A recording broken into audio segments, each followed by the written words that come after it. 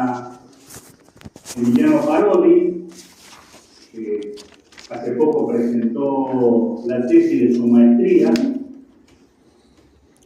que por ahí le vamos a pedir que nos haga un breve resumen sobre qué tema se trata. Y interesante debe haber sido lo de Parodi, que ayer en un programa en Buenos Aires, el licenciado Guillermo Moreno lo nombró a Emiliano Parodi y que estaba leyendo la tesis de él, así que para nosotros es un gusto que Emiliano pueda exponerlo acá. Eso es lo que yo les quería decir. Así que muchas gracias, Emiliano, y muchas felicitaciones. Gracias, Tano. Bueno, así que va a comenzar, ¿verdad? El magíster, el reciente magíster Parodi. Bueno, Emiliano es licenciado en Administración de Empresas por la UCES, es magíster en Economía Política por la Facultad Latinoamericana de Ciencias Sociales, Flaxo, y es doctorando en Desarrollo Económico por la Universidad Nacional de Quilmes, especialista en Desarrollo Económico Industrial Heterodoxo. Así que un gusto tenerte acá, Emiliano. Te escuchamos. Muchas gracias. Bueno, antes que nada, no sé si te me tengo que parar o algo. ¿Dónde prefieres? No, exactamente lo mismo. Me pongo ahí.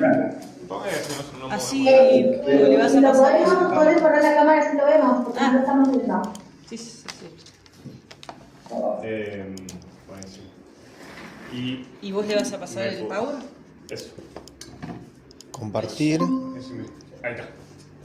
Aguarden, Bueno, Yo Ah, pero no puedo pasar. me voy a cerrar mate a tu ¿Cómo? lugar anterior. Ahí, a ver. ¿Vos me lo podés ir cambiando? Ahí está, perfecto. Bueno, buenos días a todos. Muchas gracias por venir. Bueno, antes que nada agradecerle también a Franco por sus palabras. La verdad que es un placer, es un gusto. Y hay que reconocer que tampoco hubiese llegado mi tesis a las manos de Guillermo si hubiese sido por él. Así que bueno, muchas gracias Franco por la ayuda. Bueno, como les han dicho, en esta clase vamos a hablar un poco de la economía política peronista. ¿Sí? Esto va a ser una clase muy general y un sobrevuelo sobre las cuestiones más generales y que me parece que son basales en la construcción del movimiento peronista. Para ello es necesario que comencemos trabajando sobre ciertos conceptos. A ver si me pasan la siguiente filmina.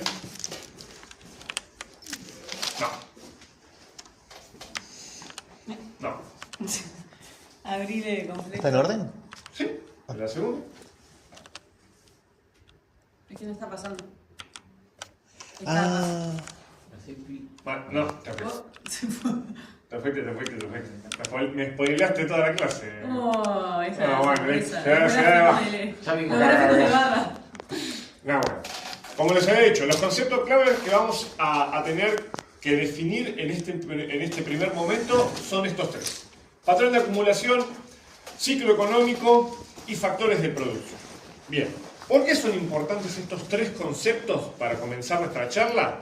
Porque nos van a ayudar a entender cómo es que surge y se consolida el movimiento peronista y por qué va a tener el carácter económico que tiene, ¿sí? Que ahora lo vamos a ver. El patrón de acumulación lo podemos definir como la configuración de una serie de variables macroeconómicas que determinan la forma en que una economía acumula capital a lo largo del tiempo. Esa configuración de variables, justamente lo que nos va a indicar es cómo se estructura la sociedad en torno a la producción económica. ¿Sí? Básicamente se pueden hablar de que hay 3 o 4 patrones de acumulación, que son los más comunes. El patrón de acumulación de la industrialización por sustitución de importaciones, que es el que se va a basar el peronismo, que básicamente lo que busca es industrializar, desarrollar las actividades industriales de un país a fin de sustituir sus importaciones y lograr así el desarrollo de su industria. Después está la industrialización orientada a las exportaciones, que básicamente lo que te va a decir es que un país va a desarrollar su sector industrial en aquellas actividades que son orientadas al mercado externo. El patrón neoliberal lo que te va a decir es que la forma de acumular capital a lo largo del tiempo es principalmente mediante la actividad financiera, ¿sí? Esto de la especulación y el mercado de valores. Bueno, todas esas cuestiones son muy interesantes porque a lo largo del tiempo las economías o los pueblos van cambiando de patrones de acumulación. Ese patrón de acumulación va cambiando con el tiempo y eso también determina las fuerzas que van a interceder dentro de la sociedad. El ciclo económico. Bueno, el ciclo económico sería algo menor al patrón de acumulación en términos de abarcabilidad, porque básicamente se constituye como los altibajos que tiene una economía a lo largo de un determinado periodo de tiempo, ¿sí? Básicamente lo que nosotros siempre vemos ¿tenemos un marcador? Ahí dejé arriba de la mesa 2 y un borrador. Ah, está bien. No sé si se va a alcanzar a ver esto, pero bueno, en la típica función de producción, ¿sí? Que acá tenemos tiempo y acá tenemos producto o ingreso, como lo querramos ver. Los ciclos económicos son aquellos de los cuales tenemos un inicio, un crecimiento, una estancación y una decadencia, ¿sí? Cada uno de ellos corresponde a los ciclos económicos. Un patrón de acumulación puede incluir varios ciclos económicos, ¿sí? Porque justamente lo que te va a determinar la forma a lo largo del tiempo. A lo largo del tiempo, todos los ciclos económicos fluctúan. Algunos más, otros menos, pero todos fluctúan. Y por último, ¿el borrador? Ahí, así esto se ve bien. Y por último, los factores de producción. Que los factores de producción, básicamente, lo que yo quería hablar era de que en una función de producción, una función de X, va a estar determinada básicamente por dos factores, que van a ser el capital y el trabajo, ¿sí? Toda función de producción, no importa cómo sea, tiene estos dos elementos, capital y trabajo. Dependiendo de la intensidad con la que se manejen los factores, nos va a indicar qué tipo de actividad se está realizando, ¿verdad? Esto en la actividad industrial, por supuesto, ¿no? Bien. Una vez comprendidos estos tres conceptos, vamos a poder abordar un poco mejor los antecedentes que dan origen al peronismo. Siguiente slide, por favor. Ahí está. Bueno, ¿cómo era la situación política y el contexto internacional en la década del 30? La década previa al surgimiento del peronismo. Bueno, como ustedes saben, en esta época, en estos años es cuando se da el golpe, el primer golpe militar al gobierno de Irigoyen, que lo da el sector nacionalista, el ejército, con Riguro a la cabeza, y que van a proponer un cambio en el paradigma que se estaba dando en aquellos años. Voy a saltar al último, que es el contexto internacional. Esto está muy vinculado, ¿por qué? Es necesario recordar que la década del 30, si bien cada década tiene su importancia en la historia, la década del 30 contuvo muchos hitos muy importantes, como el surgimiento de Hitler en la Alemania nazi, de Mussolini en Italia. Acá se estaban dando la guerra entre Paraguay y Bolivia, en el norte argentino. En Chile también se había derrocado un gobierno constitucional. Entonces era una época, es la época del 30, la famosa crisis del 30, esa crisis económica global. O sea, es una década muy tumultuosa, en el cual se vuelve a reconfigurar el escenario político argentino. a partir de la constitución del Estado Nacional en 1853 y hasta aproximadamente estas décadas, la Argentina tenía como un patrón de acumulación la actividad agroexportadora, que era básicamente que todo giraba en torno a la actividad agropecuaria, ¿sí? Entonces, para final del 30 se va a dar el fin de ese modelo para el nacimiento de un nuevo modelo basado en la actividad industrial. En este sentido, hay algunos economistas que discuten esta idea de cuándo es la primera fase de la industrialización en Argentina. ¿Es en el 30? Eso es lo que se conoce como la versión olímpica de la industrialización argentina, que es por la crisis ya, digamos, la actividad misma se vuelca a la industria. Y la verdad de que no. Hay muchos autores como Villanueva, que son los que se oponen a esta visión y dicen que la industrialización argentina ya comienza desde principios del 1900 y para el 1900 de ellas se están dando sus primeros desarrollos más importantes. Y que por eso, después de la Primera Guerra Mundial, ya se había consolidado un cierto sector industrial que se empieza a desarrollar cada vez más. Las alianzas políticas de la época, recordemos, en esta época están los radicales, personalistas, antipersonalistas, los conservadores, o sea, es una época, como les digo, de mucha disputa interna. Dentro de las Fuerzas Armadas había 3 sectores. Bueno, no me quiero meter mucho con esto, sino hablar más del peronismo. Vamos a la próxima, por favor. Entonces, en este momento había 2 bloques de poder, básicamente, que se estaban enfrentando. Y dentro del bloque dominante, había 2 alianzas que eran distintas, ¿sí? Esto es muy importante para entender cómo era el escenario socioeconómico, ¿no?, en Argentina y por qué y cómo se dan las disputas de poder. Por un lado, dentro de los bloques dominantes teníamos 2.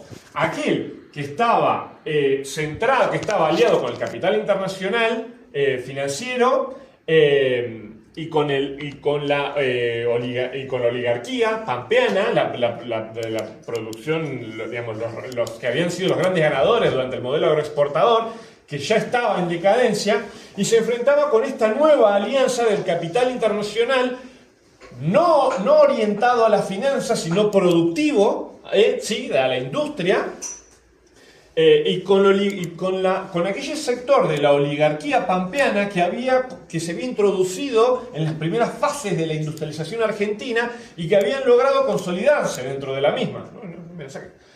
Entonces, estos 2 grupos de poder, fíjense, van a estar alternando el poder entre sí y disputándolo. Y por el otro lado está lo que era el bloque popular, que digamos, era el bloque que siempre estuvo rezagado. Y acá es donde tenemos a los trabajadores, a la pequeña burguesía y a otros sectores industriales propios que habían surgido dentro del país, ¿no? Entonces, estas eran las 3 fuerzas que se enfrentaban, aunque en realidad la disputa principal estaba entre estos 2 bloques de poder. Vamos a la próxima, por favor. Entonces, a partir de la década del 40 se da el golpe, bueno, una vez que muere Ortiz, lo reemplaza Castillo, comienza la década... vamos un poquito antes. Entonces, con el peronismo se va a dar una nueva disputa, una nueva reorganización del escenario. Y vamos a tener ahora 2 bloques en disputa. Fíjense que ¿cuál es la principal diferencia con el anterior? Con la disputa anterior. Poneme el anterior, por favor. Que básicamente el bloque que se centraba principalmente en la actividad agroexportadora ya va a desaparecer. ¿Por qué? Porque es el fin de ese patrón de acumulación. Se va a dar una reconfiguración de las variables, sí. ¿Nos podés leer qué es lo que dice explicarnos el gráfico? Sí. No se nota muy bien, pero bueno, como le digo, los bloques dominantes, dentro de los bloques dominantes, ¿qué tenemos? Distintos sectores que componen cada bloque. Acá está el capital extranjero, que este es el que se dedica principalmente a las finanzas, la oligarquía agropecuaria pampeana, que es el sector que que ya la vemos, y la oligarquía comercial, que estos serían los del centro, digamos, como si fuesen los exportadores y demás, que se encontraban en la ciudad. Por el otro lado estaba el capital extranjero industrial, ¿sí? Que este es el que se iba a las principales actividades justamente industriales, como los frigoríficos, los trenes y demás. La oligarquía diversificada, que era ese sector de la oligarquía pampeana, originalmente agroexportadora, que se introduce dentro de las principales, dentro de la primera fase de industrialización argentina, y que con eso logra introducirse dentro de la actividad industrial.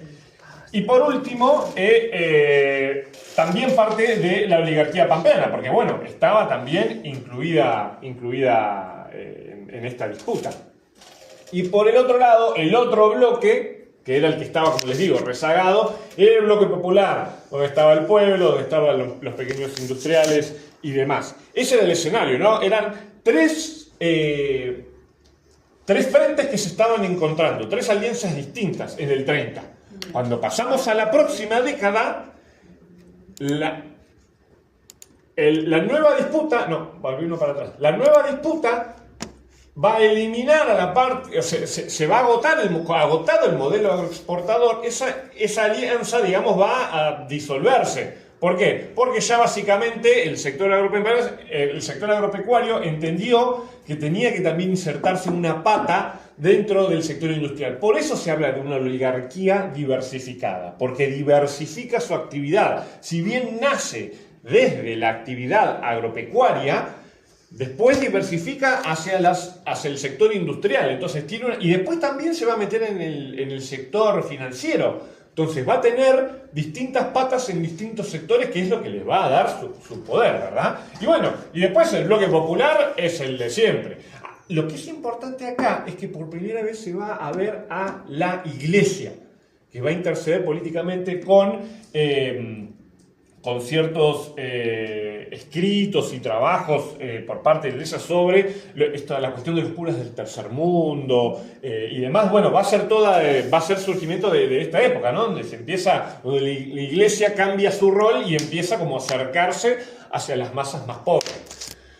Vamos al siguiente. Entonces, con el peronismo dijimos, con la llegada de Perón, que todos lo saben, cómo llegó, su labor dentro de la Secretaría de Trabajo y Previsión Social. Yo en eso, digamos, no me voy a meter, estoy seguro que todos lo saben, y si no, es bastante conocido el tema. Lo que yo les quiero mostrar es, justamente en este gráfico, es cómo se materializa ese cambio de patrón de acumulación. Ven, este gráfico empieza a partir de 1900.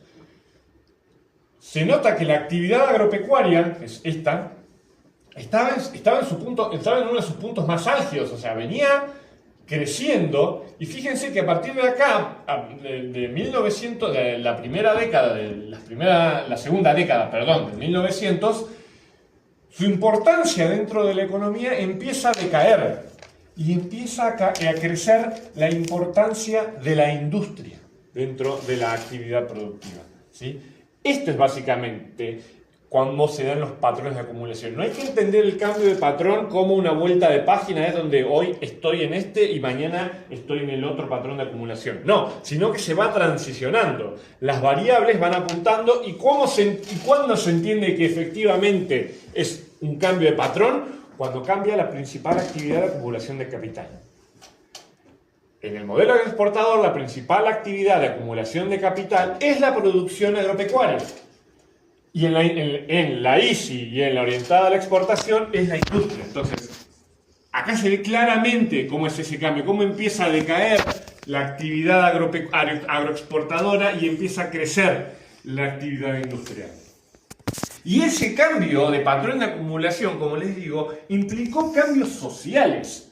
O sea, al cambio político que se estaba dando, se le suma un cambio de modelo económico, de modelo de acumulación de capital y un cambio social. O sea, es realmente una época muy tumultuosa. Vamos a la siguiente slide, por favor. Acá lo que podemos ver básicamente es el crecimiento del PBI bajar un poquito porque si no no se ven los años. Ahí está.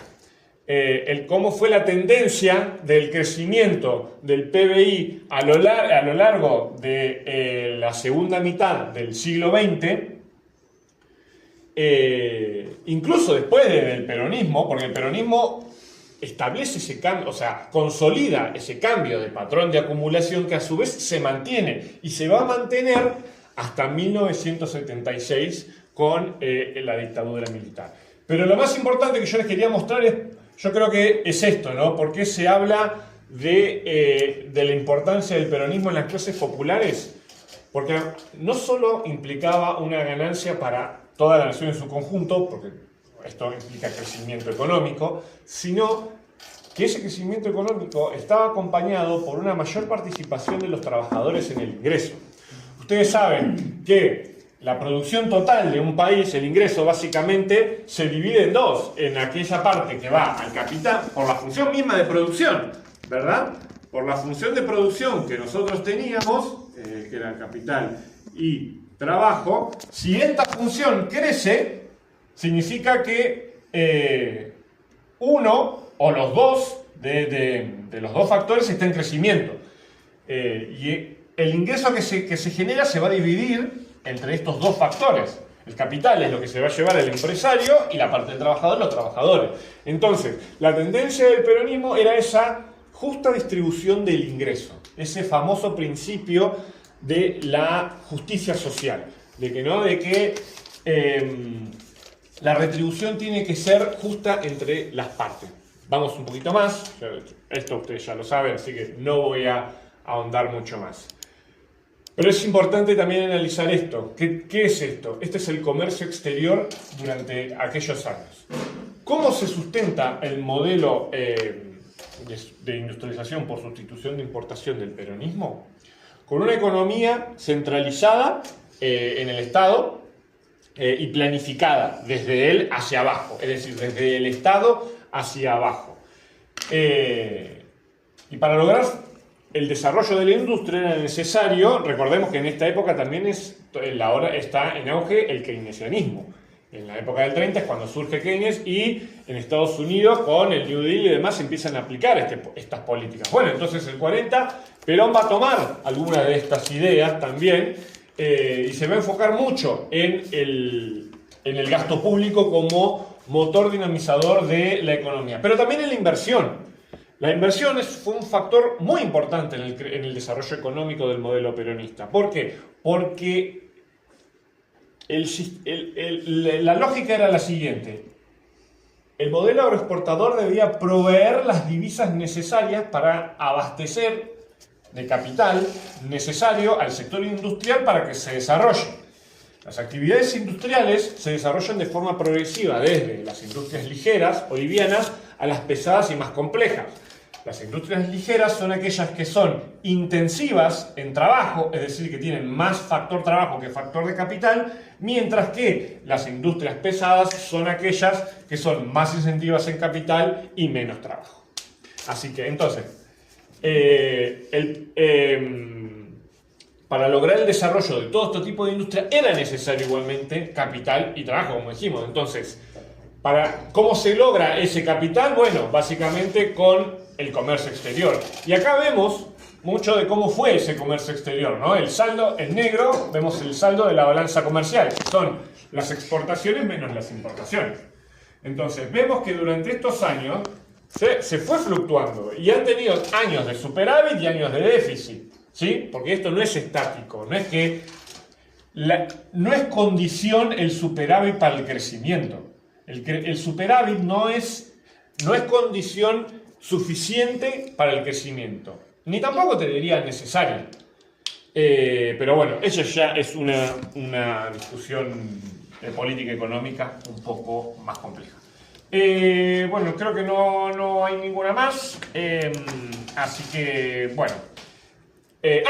Sí, este último cuadro en realidad es más que nada para mostrarles un poco de cómo fue el cambio respecto de antes del peronismo y después del peronismo, ¿no? Fíjense que acá tenemos tres columnas principales, que son los años 1935, 1946 y 1955. 54, perdón.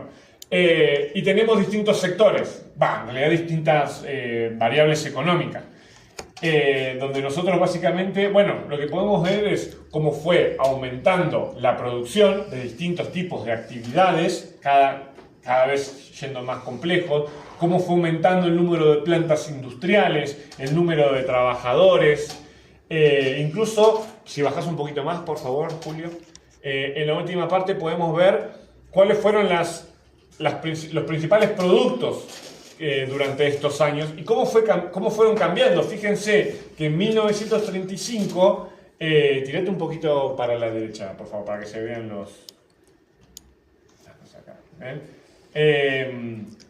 actividades que eran más de tipo ligeras, que eran muy importantes, fueron perdiendo relevancia dentro de la producción nacional para ser suplantadas por otras de mayor complejidad. Es decir, que requerían mayor capital y un mayor desarrollo de los trabajadores. Bueno, en términos generales, esta fue la batalla y la consolidación, la batalla que se dio previo al nacimiento del peronismo y la consolidación de este modelo que representó. Yo sé que probablemente ustedes quieren escuchar más sobre los planes quinquenales, el IAPI, la Junta de Granos y demás. Son todas cuestiones que creo que son de público conocimiento y que se pueden, que ustedes mismos las pueden observar, porque lo más importante es que entiendan cómo eran las estructuras de poder y los grupos de interés que van determinando justamente todas estas variables macroeconómicas. ¿Sí? Así que, no sé si alguno tiene alguna duda acá. Bien, Río Grande. perfecto, ya podemos hacer 10 minutos de preguntas de ida y vuelta, de preguntas de acá o de Río Grande para que vos puedas reconectar ya. Bien, ¿quiere empezar? Yo tengo preguntas.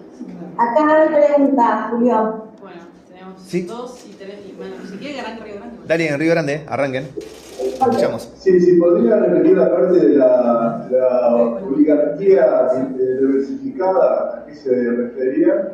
Y por otra parte, hablaste de actividad agroexportadora, pero cuando hablas de industrial, no decís industrial exportadora. O sea, no se exportaba cosas de materia industrial. ¿Querés sumar otra pregunta o anotar? No, estamos bien.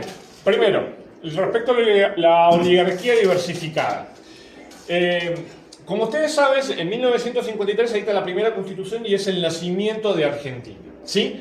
Con ese nacimiento de la Argentina teníamos un problema, que era lo que tenía mayor valor durante aquellos años era el ganado, que no era ni siquiera todo el ganado, todos saben, usaba el cuero, la lengua y otra cosa muy puntual, el ganado que era silvestre.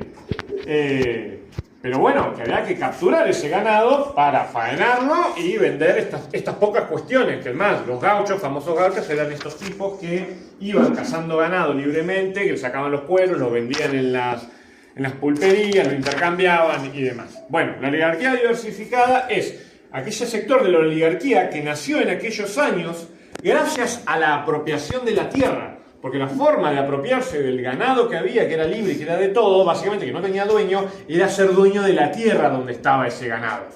Y así es donde se empieza a configurar la oligarquía pampeana, ¿sí? Porque empiezan a comprar esos lotes de tierra que vendía el propio Estado. Pero el problema que había, que nos diferenció con el desarrollo, por ejemplo, de Estados Unidos o de Australia o de otras nuevas naciones orientadas a la producción agropecuaria, era que para acceder a la tierra era necesario comprar grandes extensiones de la misma.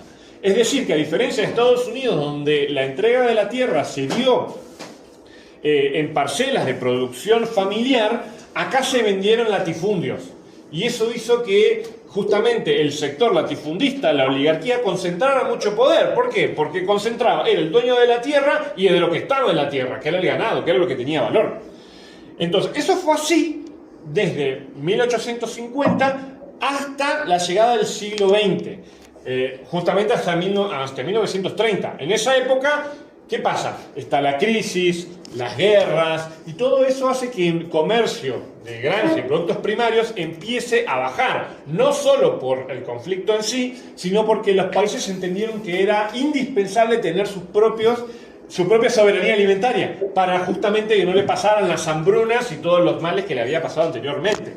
Entonces, se empieza a dar los bienes industriales empiezan a cobrar mayor valor que los bienes primarios. Entonces empieza a surgir este nuevo sector industrial masivo que empieza justamente a generar ganancias. Y la oligarquía, que era la dueña del capital hasta ese entonces, identifica ese nacimiento y se inserta dentro del sector. Es decir, el tipo que tenía campo dice, che, me voy a poner una fábrica de tejidos.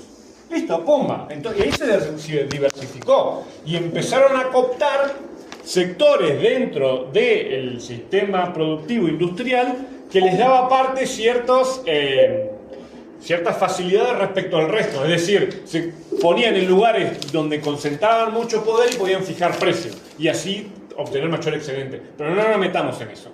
La oligarquía diversificada lo que quiere mostrar es esa parte del sector que tradicionalmente era agropecuario, que se insertó dentro del sector industrial también y que después se va a insertar también en el sector financiero, ¿sí? Que va a diversificar su producción, por eso es diversificada, para no cumplir con el viejo axioma, no poner todos los huevos en una sola canasta. Entonces, ese es el surgimiento de la oligarquía diversificada. Y lo segundo es que, como yo les había dicho, en la industrialización de sustitución por importaciones, que es uno de los patrones de acumulación, básicamente lo que se hace es sustituir, como les digo, importación de bienes industriales. Se exportaban bienes industriales, pero no en esta primera fase. En esta primera fase, que es de nacimiento y consolidación de las industrias ligeras, no era tan importante la exportación. Por eso seguía teniendo mucha relevancia el sector agropecuario, porque seguía proveyendo, a pesar de que estaba en decadencia y que cada vez aportaba menos, seguía proveyendo de las divisas necesarias para las importaciones de capitales, es decir, de maquinaria y equipos, y de insumos que venían del exterior y que de a poco se iban sustituyendo. Entonces, no hablo de exportaciones industriales durante estos primeros años, no porque no hayan existido, sino porque no eran lo central en el patrón de acumulación. Distinto hubiera sido si el patrón de acumulación era de industrialización orientado a la exportación, donde justamente donde la industria local lo que busca es abastecer al mercado externo y produce para el mercado externo, no para el mercado local como este que sí sustituye la importación. ¿Quedó claro? Sí, gracias. Buenísimo. ¿Qué más? Yo, dos preguntas en una. Primero, el periodo del 45 o el 46 al 55, ¿cuáles son las deficiencias que vos observás en el modelo económico del peronismo?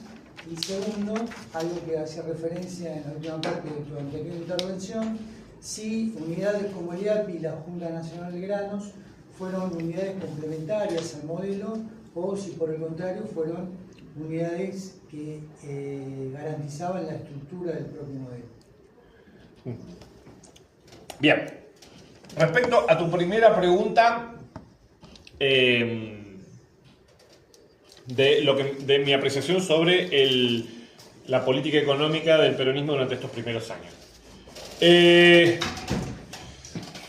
Yo creo que sí, el peronismo aplicó propiamente un patrón de acumulación por sustitución de importaciones. Con todo lo que esto implica, durante estos años fue muy común en todo el Cono Sur, en toda Sudamérica, este tipo de estrategias de industrialización para desarrollar los países.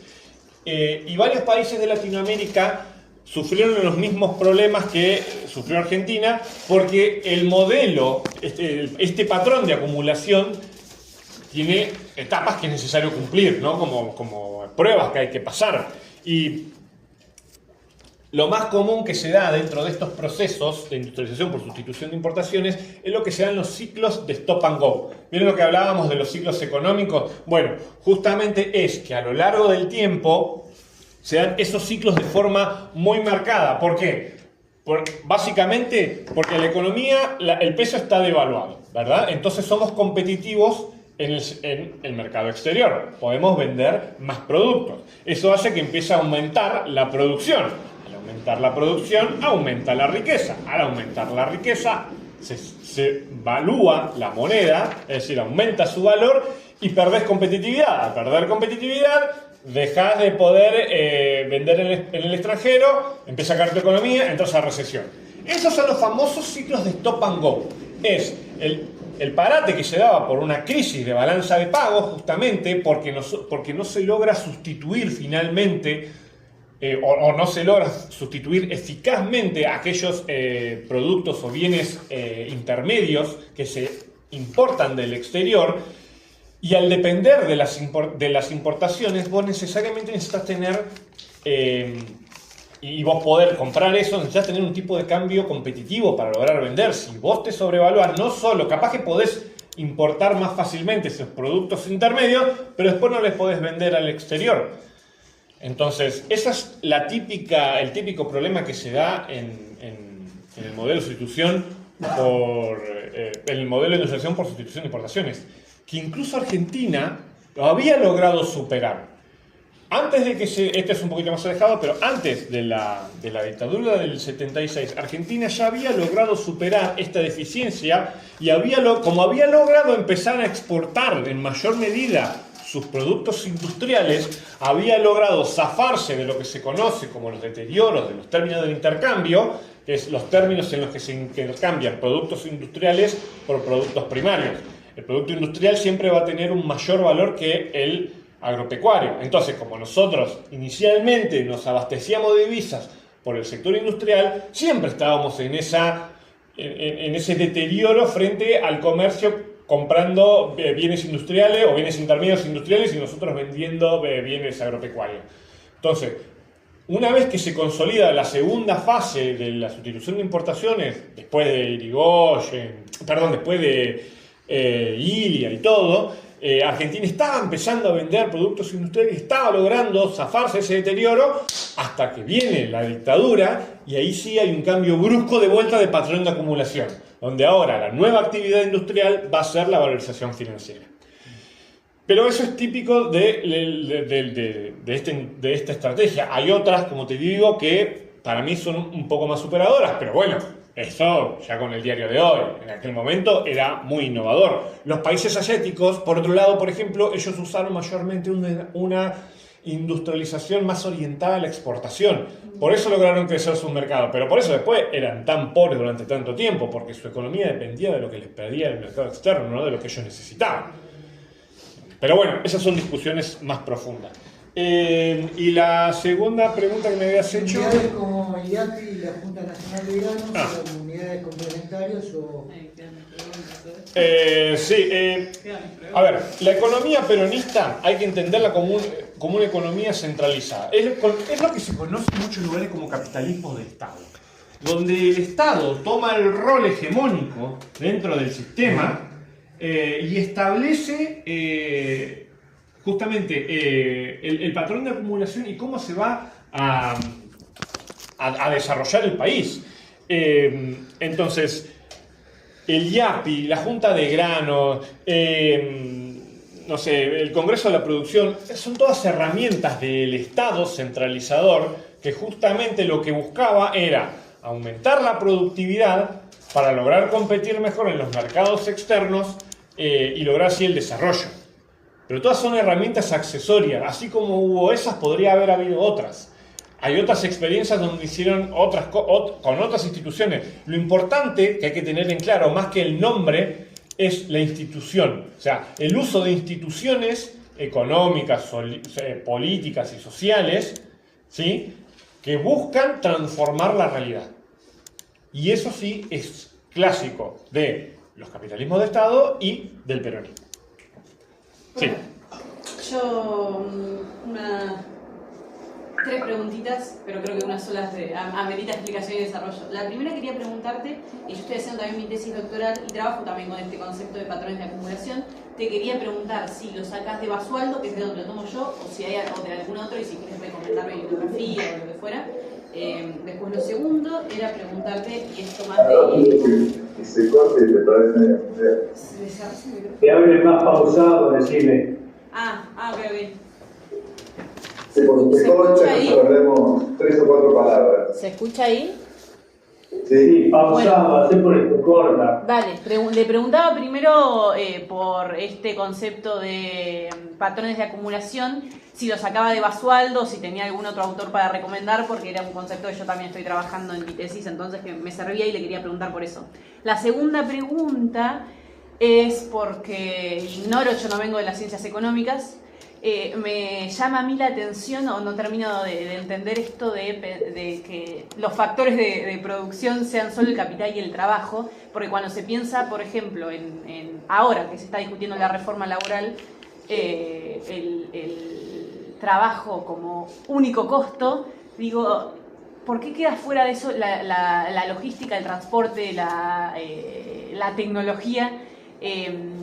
Pienso acá, y vos aclarame esto porque seguramente yo estoy mezclando muchos conceptos, ¿no?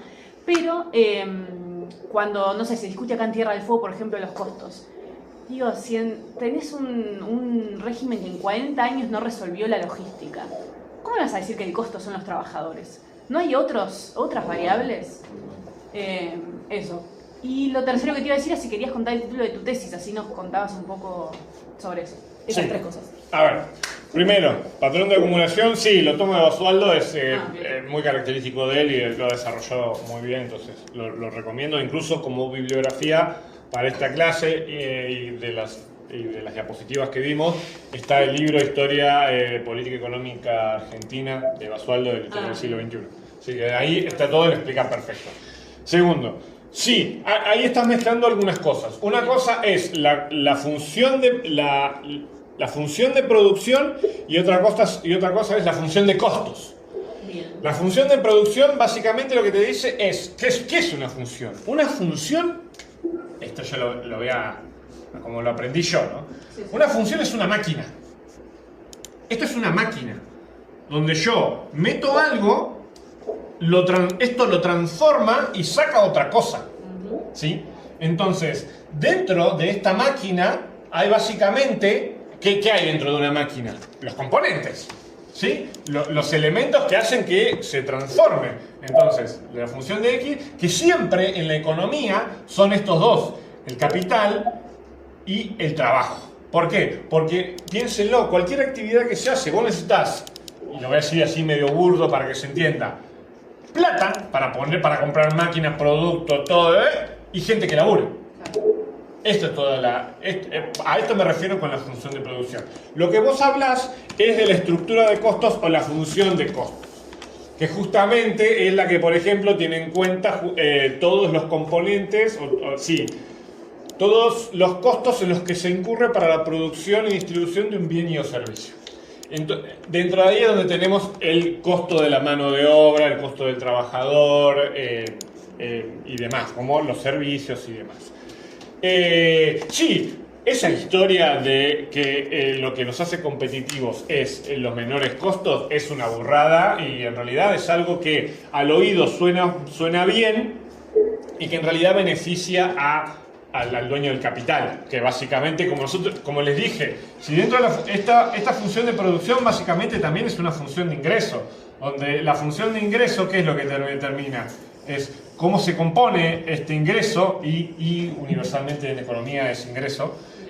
También es capital, uy, qué feo me salió, capital y trabajo. O sea, en esto también se distribuye el ingreso.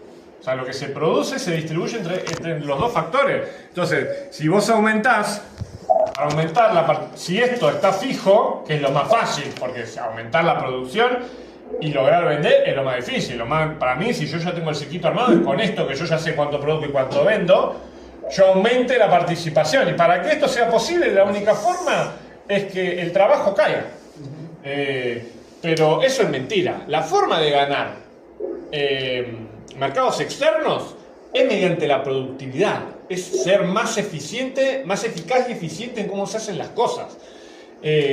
No tiene que ver con los costos. Es como dice Guillermo, nadie invierte para cobrar más, invierte para cobrarte menos, para que justamente bajar los costos y tener un mayor ingreso. Pero nunca bajar lo que ellos dicen, el costo de trabajo, eso no nos va a hacer más competitivos. Eso no nos va a hacer más competitivos. Eso de entrada. Pero bueno, eso da para una charla más larga. No, está bien. Y Eti, después que cuentes tu tesis. Mi tesis.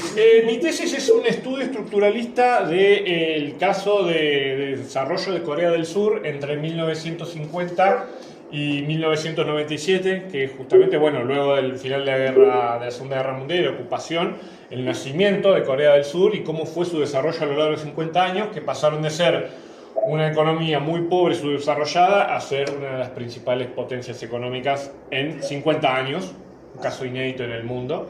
Claro. Así que bueno, es un caso muy interesante de estudio y muy aplicable para otras economías periféricas como las nuestras. Claro. Muchas gracias. Perfecto, gracias Emiliano. Gracias a todos.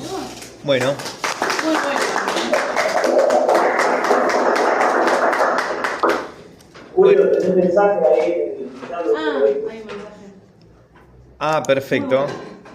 Cristian, Leo el mensaje rápidamente y pasamos a la segunda intervención. Este es un comentario de Cristian Echauri, el profe invitado amigo de Ayacucho. Dice, el concepto de oligarquía diversificada, que entiendo nace con Milciades Peña, impidiendo pensar toda salida burguesa nacional, por entender la atada a necesidades semicoloniales del imperialismo y sin otra salida que una revolución socialista que lo retoman académicos sin citarlo en su debate con Alberto Ramos, quien propone ante la no salida burguesa de la propuesta del Estado, comandado por el ejército, cumpliendo tareas democrático-burguesas por la imposibilidad del capital y el trabajo de poder guiar los intereses comunes en una salida nacional. No nos impide pensar la burguesía como una oligarquía diversificada, el poder guiar una salida armónica con la guía de la comunidad organizada, en vez de verlo, entiendo, desde una categoría marxista heterodoxa. Esto creo que requiere un comentario de Cristian, que lo dejó colgado como para analizar y ver el concepto de oligarquía diversificada de Basualdo, y entiendo que dice que retoma discusiones entre Abelardo Ramos y Milciades Peña. Sí.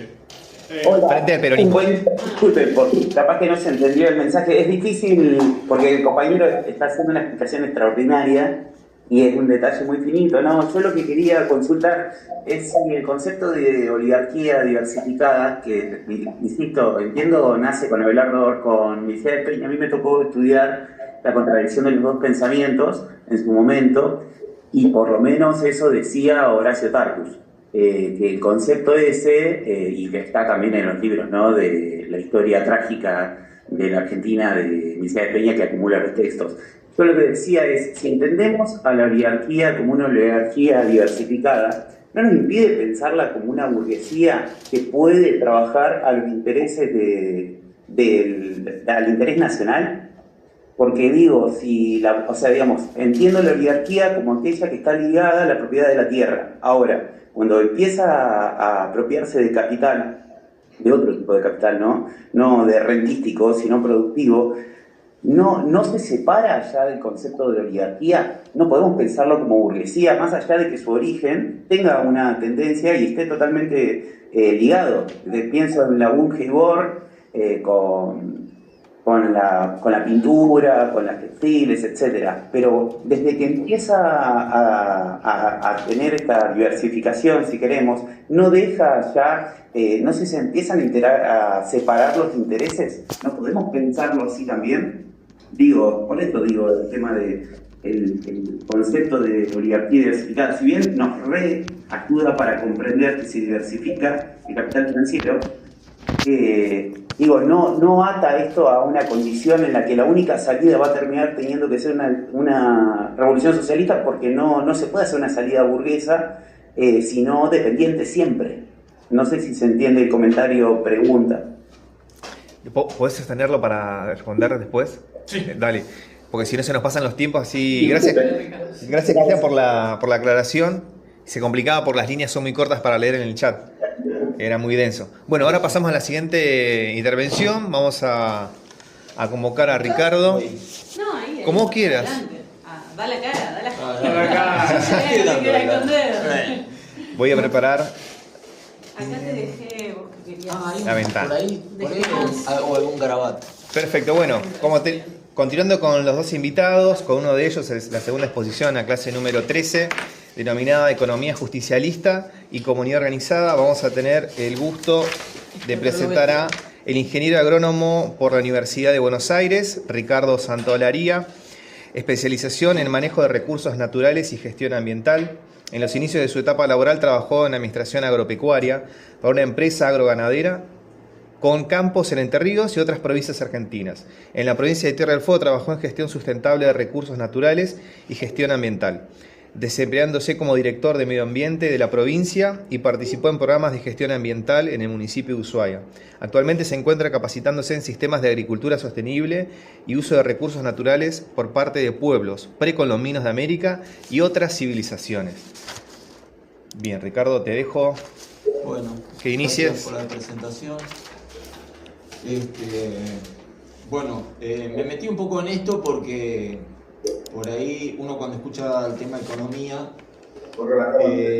se escucha plata y a mí eso un poquito me choca. Y por otro lado, ya me pusiste la foto.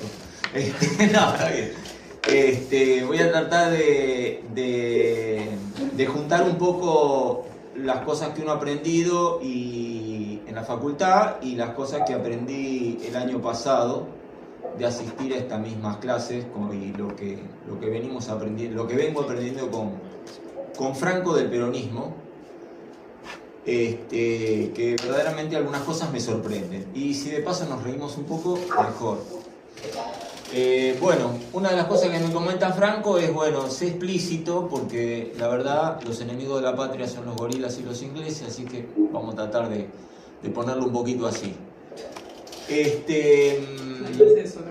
Yo como agrónomo, la verdad veo la economía como poner una semilla de trigo en el suelo y que se multiplique por 100. Lo veo así, ¿no? Y creo que tiene que ver con un concepto de que la economía está para que estemos mejor todos. La plata es un medio. Una de las cuestiones que siempre atraviesan todos los análisis es el tema del darwinismo, el darwinismo social, la evolución. Y esto que evolucionamos porque somos más inteligentes, evolucionaron y sobrevivieron los más inteligentes. Aparentemente los más inteligentes eran los ingleses, los africanos no saben nada y los españoles están en el medio. Y la única forma de mejorar es la competencia. Y eso entra en la cabeza de todos con la evolución. Y una cosa que me sorprendió es que creo yo que lo que hizo Perón es descubrir la comunidad organizada, no la inventó, creo que la descubrió.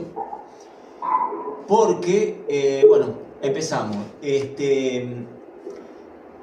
Darwin nos dice que evolucionamos por competencia nada más y porque somos más inteligentes como personas, somos el animal inteligente. Y hay una pregunta, ¿cómo podrían 100 hombres vencer un gorila?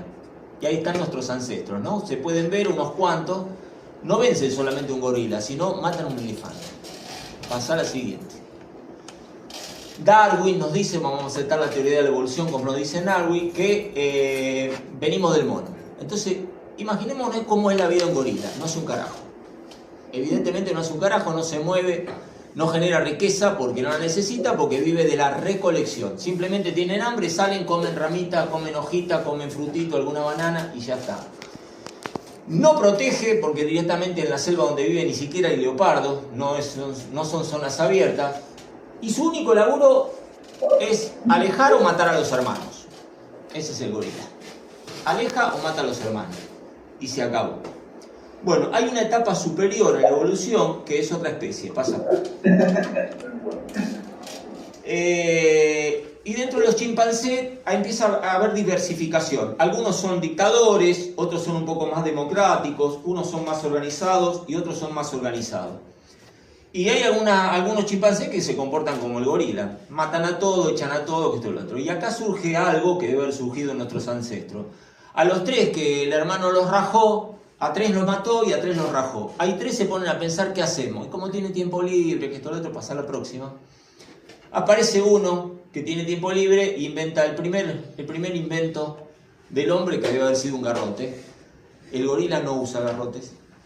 Y con ese garrote, como tienen tiempo libre y como se llevan bien entre ellos, empiezan a hacer algo que nunca hizo un gorila, que es cazar. Entonces cazan, pasa la otra.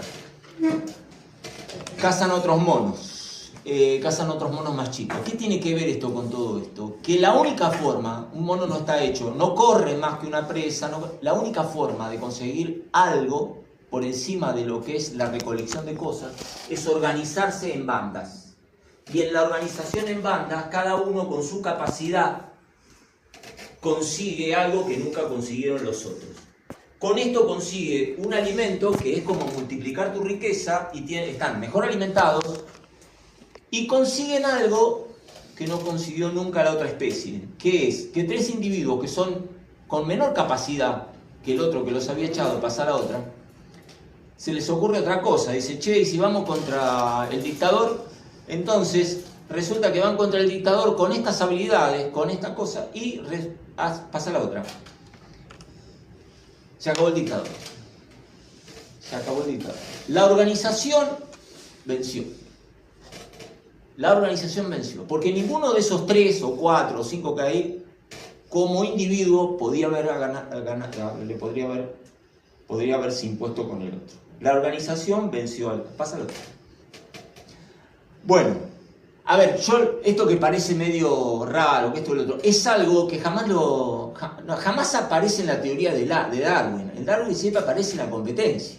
Nunca aparece la organización, aparece la competencia. Qué casualidad, ¿no?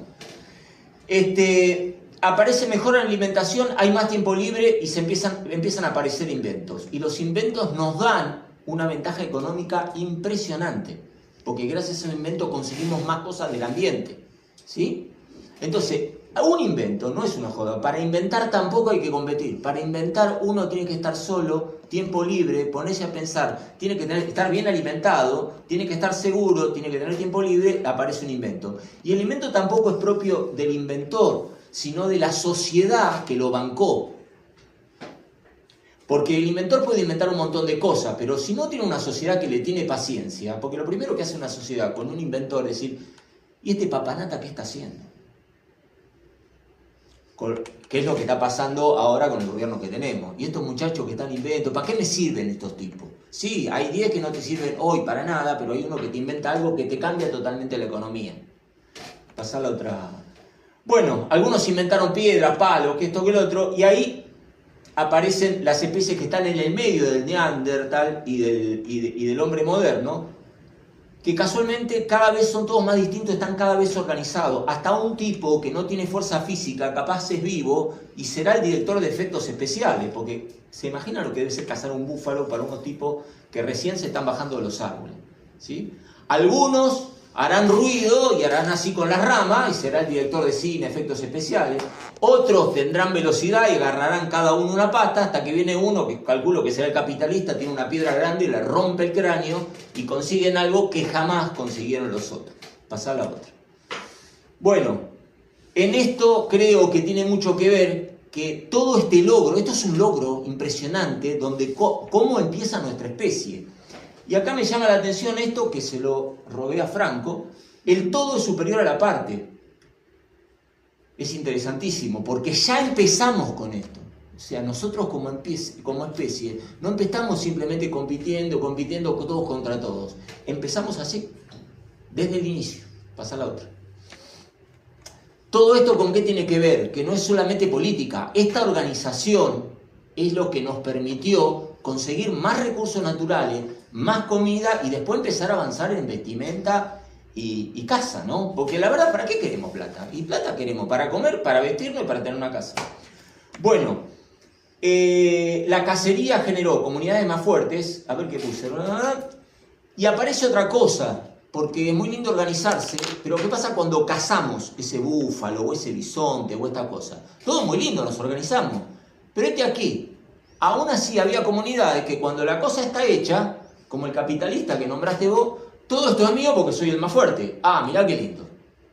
Entonces, había comunidades que habrán pasado así, o grupos o tribus, prosperaron menos. Es verdad que había competencia, pero había competencia entre comunidades bien organizadas y comunidades mal organizadas. Y quizá la comunidad mejor organizada fue la que le dio el poder desde determinadas formas, no al más fuerte, no al más malo, sino al más justo, que quizás no era el más fuerte, ¿sí? quizás las mejores comunidades, las que fueron más adelante, brindando los primeros bienes y servicios a la población, son las que pudieron poner en su liderazgo, no al que aplica la mayor ley del garrote, no al más malo, al que genera más miedo, sino que supieron reconocer al más justo entre ellos. Pasamos a la otra. Bueno, este es un poquito el cuentito que nos venden en la academia, todos, ¿no? No a mí, todos, creo, ¿no? A ver, agranda un poquito. Bueno, desde el mono hasta el tropiteco, pasa a la otra. Bueno, ahí está el famoso Neandertal que se puede por todos lados. El Neandertal es producto de un invento. Pasar. Tiraban piedra, tiraban palo y a un tipo se le ocurre algo bárbaro. Juntar una piedra con un palo. Eso nos parece a nosotros. Pero gracias a esto pudieron empezar a cazar la megafauna y deben haber comido unos regios asados porque acabaron con todo lo mamú, con todo, ¿verdad? Imagínense el grado de riqueza, ¿no? ¿Qué hacían con esto? ¿Por qué la megafauna? Porque se acercaban como hormigas y rompían los barrones. Nadie podía contra un mamú. Se acercaban, los emboscaba, el mamú era lento, no estaba acostumbrado a correr porque no necesitaba correr de nadie. Entonces se acercaban, lo emboscaban, le corrían los garrones, después esperaban que se desangre y tenían carne para rato. Pasa la otra. Bueno, y este es el segundo. Esta es una tribu, que hay una película de esto. No son los negros africanos, sino son los que están en la punta, que dicen que es la tribu originaria de las 3 razas. Es más, se le nota. Tiene algo de blanco, algo de chino y algo de negro. Este es el inventor del arco y la flecha. Pasa la otra. Epa. Otro gran invento. Yo calculo que el tipo que estuvo inventando eso debe haber ido un montón que habrán inventado, porque los inventos surgen en varios lugares. Pero ¿a dónde se consolidó este invento? No es propio de ese señor, es propio también de la comunidad. Porque, como vuelvo a decir, el tipo que está empezando a practicar, eso no tiene valor económico. Entonces, una comunidad que al tipo que está empezando a practicar, lo cuida, no le pega, no lo bardea, lo considera, lo sigue alimentando, después tiene este producto.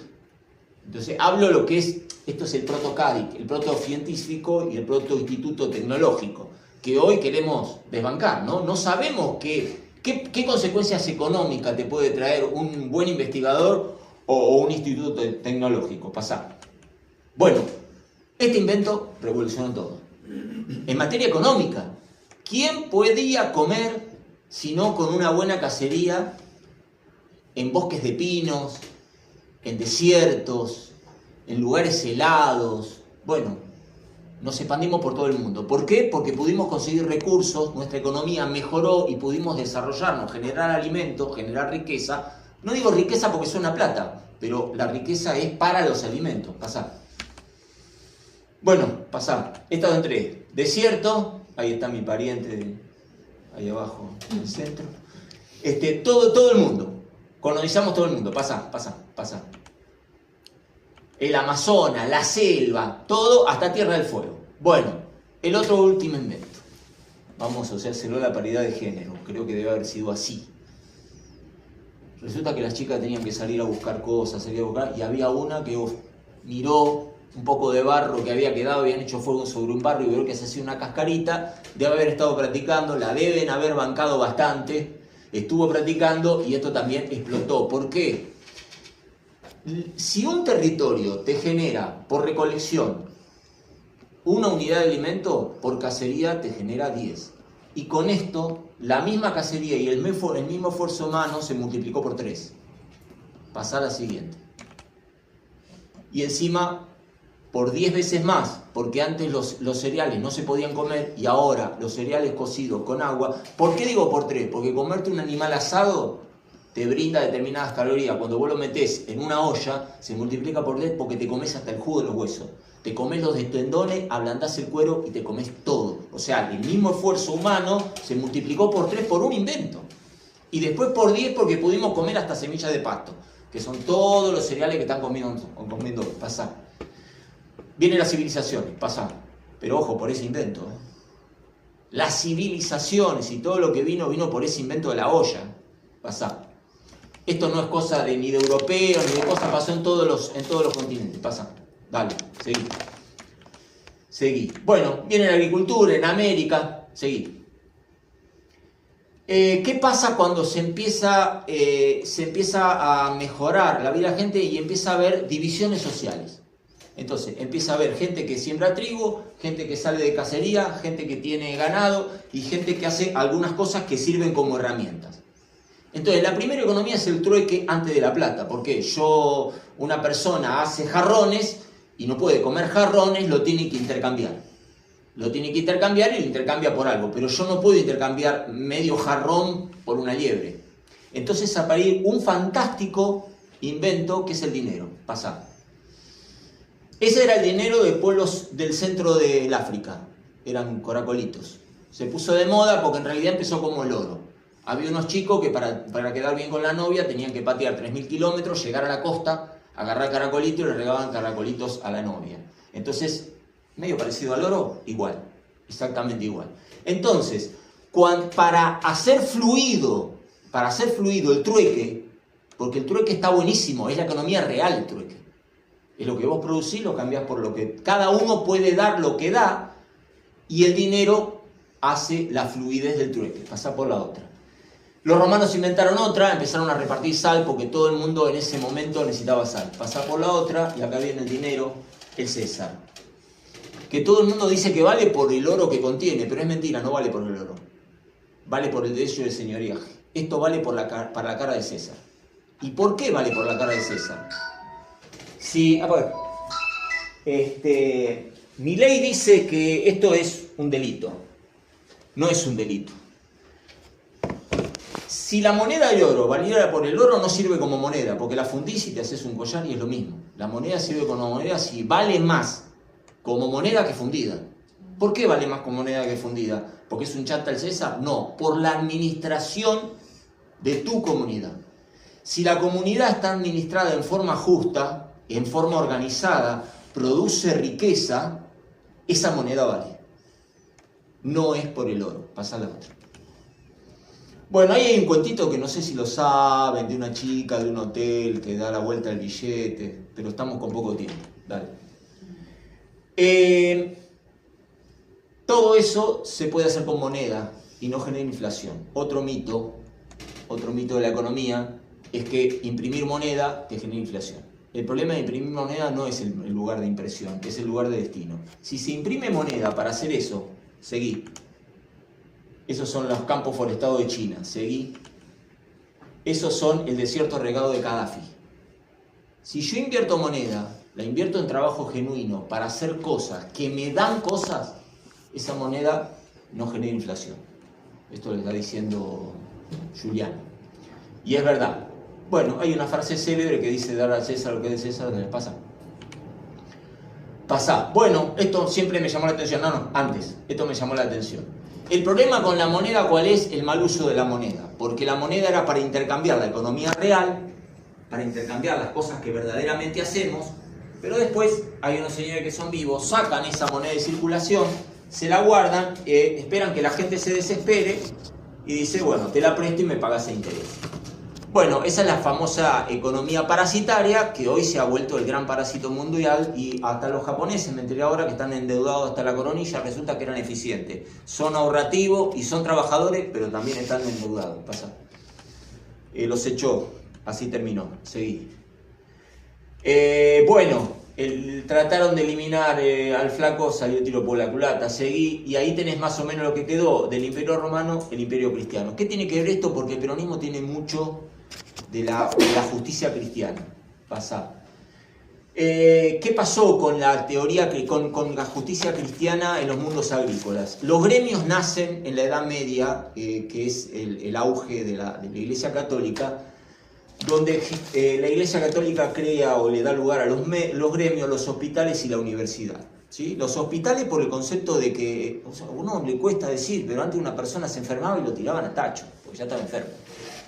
Y los gremios surgen a partir de las artesanías. ¿Por qué? Porque el agricultor era fácil. El rey dejaba al agricultor, el agricultor tenía 100 y le cobraba 10 de impuestos. Pero el agricultor tenía buenas condiciones laborables, respiraba aire puro y tomaba agua limpia y tenía alimentos. El problema vino con las artesanías y entonces la forma de defender el trabajo y que ese trabajo, a partir del trabajo, vos tengas tu comida, era que tengan un sueldo digno. Todavía no había leyes, todavía no había legislación. La Iglesia inventó el tema, o dio lugar al tema de los gremios para que la gente a través de su trabajo pueda tener la retribución justa. Seguí.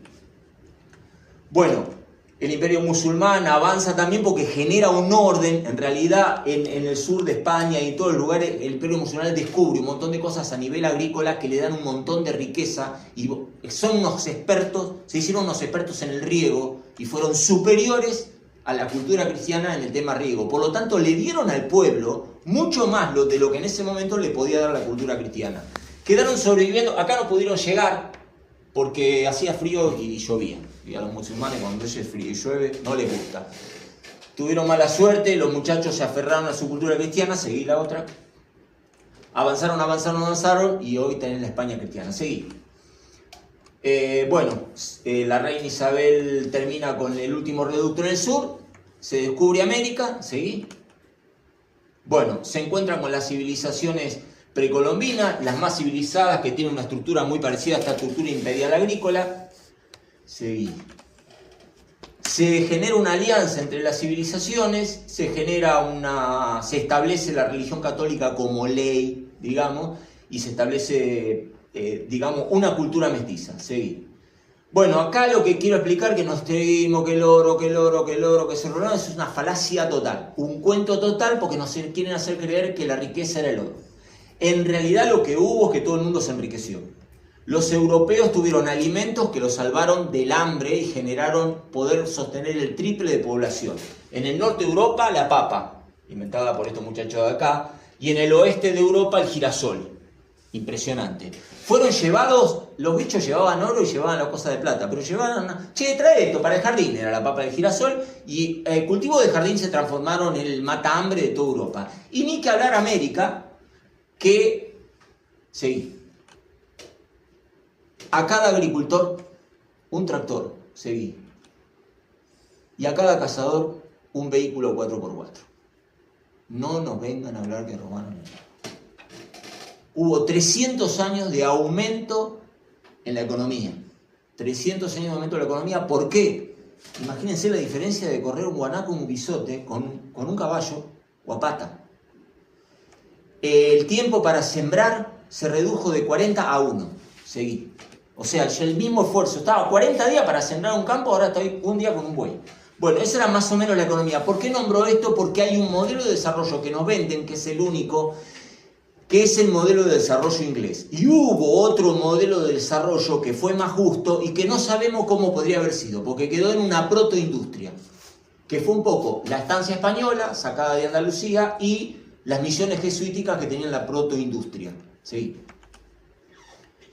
Y acá vemos económicamente cómo tendría que funcionar un territorio donde la economía va bien, más allá de la plata. Las vías de circulación tienen que ser una cruz. Este era nuestro territorio, digamos, cuando éramos un todo. Como pueden ver, las vías de circulación, las obras son una cruz. Seguí. Antes. Y acá ves cómo cuando Inglaterra dominó, generó totalmente otra cosa. Este es el famoso tráfico triangular. ¿Qué hago en África? En vez de organizar una buena economía, afano esclavo. Saco esclavo. Acá reduzco el costo de mano de obra con mano de obra esclava. En vez de producir alimentos de verdad, tabaco, rum, azúcar. La mando acá y hago esta triculación. ¿Desarrollo los territorios? No. Desarrollo las costas. Pongo puertos y hago plata. Solamente. Y hago un desastre social adentro. Seguí. Bueno, viene la Revolución Francesa y en la Revolución Francesa se saca de poder a la monarquía y se saca de poder a la iglesia. No es que estos chicos eran buenos, la manejaban para ellos, pero la realidad es que cuando sacaron la monarquía y la iglesia se estableció la burguesía. Seguí. Napoleón, un tipo pagadito también por la banca, se dedica a destruir los reyes. Seguí. Un minuto. Dale. Hay raja de Rusia y esto es lo que hacen con América. La dividen en un montón de pedacitos y cada de estos pedacitos es un puerto dedicado a la exportación. Entonces, un territorio que está desarrollándose pasa a ser un territorio exportador de materias primas. Y los jefes son, a San Martín lo cagan. Le sacan todo el poder y le dan el poder a las oligarquías portuarias y queda cada oligarquía portuaria con una red comercial para meter cosas importadas y sacar materia prima. Seguí. Bueno, esto es lo que es la red, la infraestructura, y esto es lo que tendría que ser. Perón quiso hacer un tren hasta la Patagonia y siempre se lo impidieron. Y Perón quiso volver a la América hispana, volver a la unión de los pueblos para generar economías de escala, y no pudo, no llegó. Pero estas tendrían que ser las vías de comunicación de un país lógico con desarrollo económico. Dale. Bueno, seguí, porque no va a haber tiempo. Dale. Bueno, ¿qué pasó cuando quedó en el poder la burguesía? La lógica del burgués o del empresario está bien en su empresa. Lo malo es que cuando no tiene frenos, el tipo está destinado, seguí, a agarrar plata y multiplicar plata. Agarrar las cosas más baratas y hacerlas producir y generar la mayor cantidad de dinero. Si para eso, en vez de obrero, tiene que tener esclavo, el tipo va a preferir esclavo. Tiene que haber un sistema que lo contrarreste. El primer gobierno argentino que se opone al libre comercio y a que la economía sea simplemente vender productos afuera y que vengan productos de afuera industriales es Rosas, porque Rosas se da cuenta después que si no impide la entrada de productos industriales, toda la protoindustria que estaba en la periferia moría. Seguí. Bueno, esto lo producía la Argentina y esto es un invento inglés, la bombacha de gaucho. Lo sacaron, les sobraban un montón, vinieron y lo cambiaron. Porque primero los ingleses quisieron vender pantalones ajustados, no pudieron porque a los gauchos les gustaba poner flojo, entonces nos vendieron la bombacha de los turcos y la adoptamos. Dale. Bueno, a ver, seguí. Este es el resultado de la lógica burguesa, seguí. Chicos laburando, que esto, lo otro, total, todo contra todo, vamos. Marx ve esto y dice, ¿cómo lo puedo solucionar? Elimino al burgués. Lo elimino. No sé si lo he hecho, lo cambio, lo transformo en obrero o lo mato. Seguí. Mussolini ve esto y dice, che, no, la verdad el burgués sabe laburar, sabe organizar la producción, que esto lo otro. ¿Cómo puedo hacer para que el burgués no termine con un obrero transformando en el esclavo? Rescata de la Edad Media el tema de gremial. Seguí. Rescata el tema de gremial, pero introduce a los gremios y a las asociaciones, esto lo he aprendido ahora, dentro del Estado. Un problema, porque si vos tenés ese sistema, tenés que estar siempre en el poder. Porque cuando te vas vos, viene un liberal y va a poner jefes liberales de todos lados. Sí, bueno, la gran incorporación del peronismo es que esas asociaciones naturales del pueblo, que es la organización del pueblo, sean entes privados, sean libres. Seguí. Bueno, eso sería una mesa de discusión, ¿no? Digo esto porque, a ver, creo que uno de los grandes errores del socialismo puro, del comunismo, es castrar al tipo que tiene capacidad de empresa. Entonces, lo que hace la tercera posición es no castrar al tipo que tiene libertad de empresa. Le deja su eficiencia, pero como somos una comunidad, al tipo que tiene capacidad... Creo que poner una fábrica... de mano de los obreros, hay obreros que son artesanos y no quieren manejar una fábrica, entonces el tipo le deja el lugar dentro de la comunidad, porque el tipo sabe hacer plata, sabe asignar el funso, pero el tipo si puede conseguir esclavos va a tener esclavos. Entonces esta es una forma de solucionar cosas que ha sido mejor que la fórmula comunista, porque el comunismo ha castrado la actividad empresarial.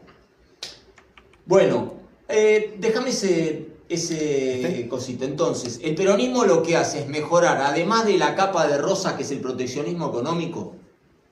Ese proteccionismo económico, ¿por qué? ¿Porque esté malo que esté bien? No. Un país agropecuario no puede generar trabajo. Hoy, por ejemplo, para 40 millones a veces. A mí me encanta, la agronomía es lo mío, pero no puede la actividad agropecuaria generar trabajo para 40 millones de personas. Ojalá lo pudiera generar, estaríamos respirando el aire, me gusta el aire libre y el sol, pero no genera. El sistema liberal de libre comercio solamente deja a la Argentina con una actividad competitiva, que es la actividad agropecuaria. Entonces, el primero que se opuso fue Rosas, y eso que él era ganadero. El segundo que se opone es Perón, genera el empresariado, pero lo que hace Perón y es el avance es, flaco, esclavos no, siervos de la gleba no, vas a tener obreros, y vuelve otra vez al concepto cristiano de que el tipo que trabaja tiene que poder comprar pan y además otras cositas. Bueno, ahí es unas cosas que quedaron chicas, pero creo que es un poco por ahí te sirve por la pregunta que decías vos, de esto de achicar los márgenes con el obrero. A ver si me entiendo yo. Imaginemos que hay acá un producto importado chino que te lo venden a 3. Y acá hay un costo de producción así. ¿Sí? ¿Cómo hacemos para producir acá adentro? Acá tenés, materia prima, combustible, costo de energía eléctrica, costo de energía eléctrica, logística. ¿Por qué logística? Y bueno, como dijiste vos, imagínate si tendríamos un puente directo al continente, ¿no? ¿Cómo se abaratarían las cosas? Bueno, ¿qué tendría que hacer un gobierno peronista? Tendría que ver cómo este producto industrial es competitivo con China. ¿Cómo hacemos? ¿Matando a los chinos? No, bueno, le ponemos un arancel. Si vos entrás con este producto a 3, te ponemos un arancel y te aumentamos. Ahí salen los consumidores, porque le van a decir, che, está bien, vos todo muy lindo, que esto, lo otro, pero yo esto que lo compraba a 3, ahora lo tengo que comprar a 5. Bueno, ¿a dónde tiene que reducir los costos un gobierno? Bueno, acá. Entonces, ¿qué hace un gobierno peronista? Trata de tener, primero, el transporte barato, el combustible barato, la logística eficiente y más barata. Lo último a achicar tiene que ser el trabajo. Entonces, hay que pensar, bueno, un gobierno que no te invierte en obra pública, la logística cada vez va a ser más cara. Y otra cosa importante es el tema de la comida. El peronismo no iguala a todo el mundo. Va a haber siempre ricos y pobres. La riqueza molesta cuando el pobre no puede comer, no tiene vivienda. Ahora, ¿quién dijo que todo el mundo quiere ser rico? A los ricos molestan cuando los pobres se mueren de hambre. Entonces, ¿qué pasa con la comida? Hay que cuidar la comida que es la básica, la comida del pueblo, las proteínas de comida y las cositas que nos alegran un poco el fin de semana. Ahora, regular el precio del pelleto es una locura.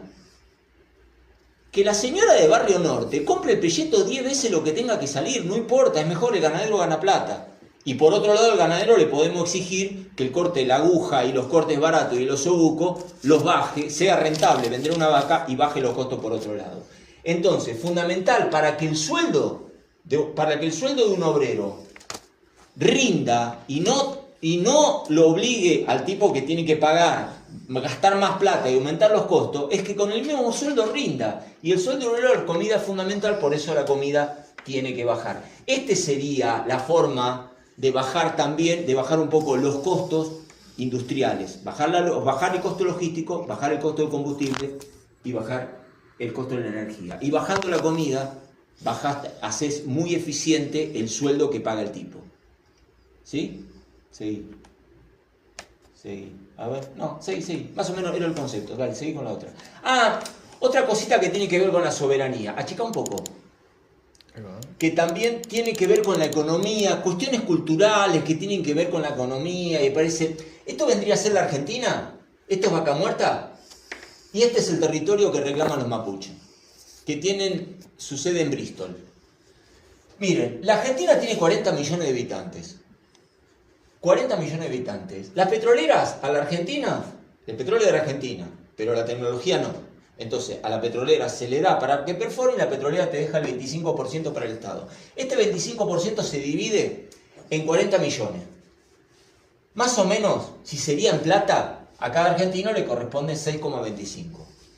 Si se arma un país con 1 millón de habitantes, con otra banderita, la petrolera con solamente, no un 25%, con solamente un 5% repartidos en 1 millón de habitantes, lo llena de plata.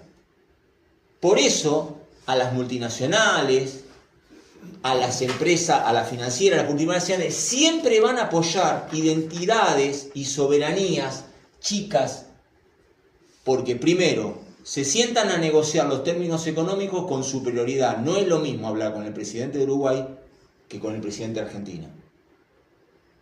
Y no es lo mismo hablar con el presidente de Argentina que con un presidente con 1000 habitantes. Lo dejás contento enseguida. Eso sí, de la regalía del petróleo, que en vez de 25 tendría que ser la mitad, los santiagueños, los chaqueños y todos se olvidan. Los blancos, los pueblos originales y todo. Atrás de todas estas banderitas está el interés de repartir entre pocos los dividendos de las empresas extractivas. Dale. Ya estamos en el tiempo, Ricardo. Bueno, seguí. A ver, alguna cosita. Voy pasando, sí. Bueno, seguí. No, déjame la pirámide, dale. Poné la pirámide. Este chabón... ¿Ahí? Sí, no, pero el otro. Este flaco también me llama la atención. Cómo los ingleses han popularizado la figura de Freud, que era un degeneradito bárbaro, que no sé qué habla de la etapa anal y todas las pavadas. Y hay un genio como él, también de su misma comunidad, un judío pobre, que estudió los ponchazos, Abraham Maslow, en Estados Unidos, seguí. Que estableció esto y que tiene que ver mucho con la economía y tiene que ver mucho con la idea de qué tenemos que estar teniendo que cubrir nosotros. Porque cómo concibe la economía, que lo aprendí acá también, es la felicidad, la economía tiene que estar la felicidad del hombre, la economía es la economía real y la economía financiera, que siempre va a existir, tiene que estar al servicio de la economía real. Entonces, la economía financiera al servicio de la economía real, la economía real al servicio de la felicidad del hombre. Ahora, ¿qué es la felicidad del hombre? Milei te va a decir que la felicidad del hombre va a ser cuando tenga más bienes, de más calidad, a mayor precio, y cuanto más bienes y más bienes y más bienes, más feliz son. Bueno, este señor tiró por tierra con eso. ¿Por qué? Y además lo vivimos todo. Dividió las necesidades humanas en las básicas y las necesidades que nos hacen verdaderamente hombres. Lo loco es que nadie puede ser feliz. Yo asistí, y si me está escuchando Franco, el año pasado, cuando Franco dijo que lo ideal era la felicidad del pueblo, una chica se rió. Y no es ninguna tontería eso. Porque nadie puede ser feliz si previamente no comió. Nadie puede ser feliz si previamente no tuvo seguridad en una casa. Nadie puede ser feliz si no tuvo en un grupo humano una asociación con un grupo humano. Individualmente no puede ser feliz. ¿Sí? Nadie puede ser feliz si en ese grupo humano no cumplís una función. Por eso la importancia del trabajo. Y la diferencia de cobrar esa plata porque me la regalan. Y a partir de que vos tenés todo esto básico, cuando te falta algo básico, quedás marcado para siempre. Y lo que busca el sistema capitalista y muchos sistemas ingleses es que quedes marcado para siempre. Porque cuando vos quedás marcado para siempre, o sea, tuviste hambre de chico, seguís marcado con el hambre. Te recibís de médico, tenés plata, toda la mano, y lo único que vas a hacer es le vas a inventar enfermedades a la gente para sacarle plata. Porque quedaste marcado. ¿De qué te sirve la inteligencia? ¿Tuviste falta de amor? De un grupo, de tu familia, quedás marcado para siempre. Entonces, ¿qué vas a hacer? También te recibiste de médico. ¿Y para qué eso? ¿Para curar gente tu título? No, para hacer fama y para juntar títulos. ¿Viste esa gente que junta títulos? Todo esto no lo invento yo, lo dijo este señor. Y verdaderamente creo que funciona así. El tema es que somos verdaderamente humanos cuando estas necesidades las tenemos cubiertas. Y a partir de tenerlas cubiertas, cada uno puede ejercer al 100% sus talentos. Y eso es muy cristiano. Porque ¿cuándo podemos ejercer al 100% nuestros talentos? No quiero hacer lo que quiero porque soy libre andando por ahí, porque voy a estar... No, ejercer 100% los talentos con lo que Dios o la naturaleza o según cada uno crea nos dio. Maradona, su talento es patear una pelota y hacernos felices a todos. El otro, el talento será hacer invento. El otro, el talento le encanta la... Lo que sea, ¿sí? Ahora, ¿qué pasa? Somos verdaderamente humanos cuando desarrollamos los talentos. Y esa es la verdadera libertad. No la libertad de hacer boludeces por todos lados. Seguí. Bueno, este es el señor peronista que dice que la verdadera libertad es la de dar. Pero no dar plata. Ofrecer a nuestra comunidad nuestra capacidad. Como los antiguos cazadores, que uno se podía cazar un búfalo. Hay uno que tenía unos chorritos de soda finito así, pero era el genio de los efectos especiales. Le daba a la comunidad lo que podía. ¿Sí? Bueno, esto lo anoté porque esto era una forma de desarrollo que se vio truncada. Esto es una foto de hoy en Bolivia de las misiones jesuíticas. Cuando expulsaron a los jesuitas, todos estos chicos volvieron otra vez eran guaraníes, y cuando pudieron volver otra vez rescataron, estuvieron guardadas las partituras durante 150 años. Hoy van por toda Europa tocando barroco que se perdió en Europa. Yo creo que gente que hace esto, gente que hace estas cosas, gente que viste así, no puede ser gente que le falte de comer, no puede ser gente que le falte de vivienda, no puede ser gente que esté explotada, tiene que ser gente que está bien. No sé si gente que consume mucho. Entonces creo que era otro tipo de economía. Esto se lo vemos con una economía de la Edad Media tan denostada, que esto que el otro. Yo no creo que un siervo o que un esclavo explotado pueda hacer. No tiene detalle la foto, pero esto es una obra de arte. Paratéticamente es la nave capitana que fue a combatir, a arriesgar la vida a combatir contra los musulmanes en la guerra de Lepanto. Miren lo que es eso. O sea, a mí no me gusta esto, pero digo, gente que tiene tanto detalle para hacer esas obras de arte. Bueno, yo creo que esta gente vivía bien. Seguí. Bueno,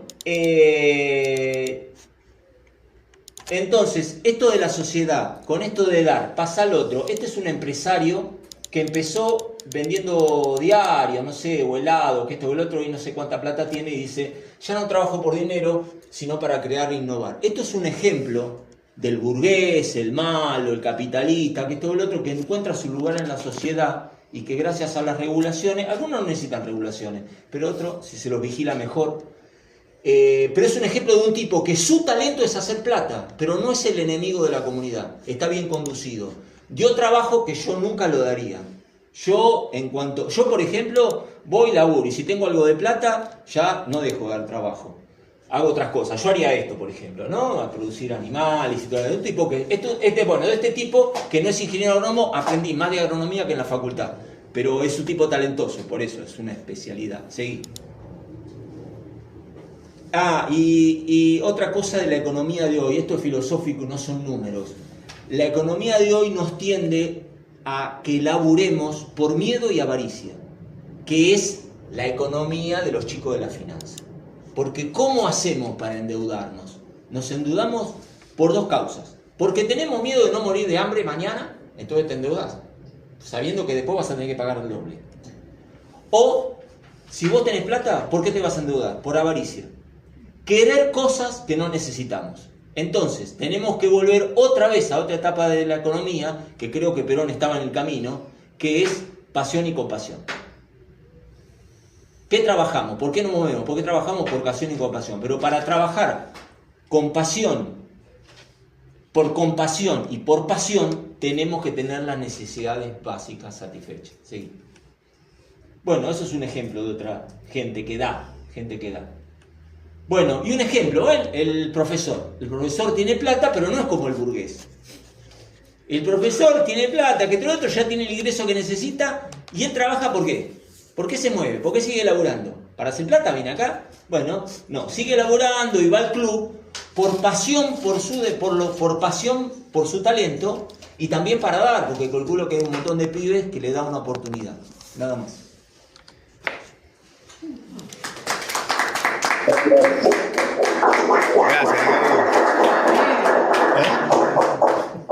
Muy bueno. Bueno, abrimos el debate, ya nos pasamos en tiempo, estamos 13:10, nos quedan 5 minutos para completar las 2 horas. Según. Bueno, ¿alguna consulta, pregunta? Retomar, la verdad que. ¿Querés retomar la contestación de. ¿Cuál fue el que te había hecho Emiliano? Cualquiera de diversificada, si podían ser los oligarcas burgueses porque hacen empresas, etc. Me parece que ahí, me van a contestar yo, pero que me corrija Emiliano si me equivoco.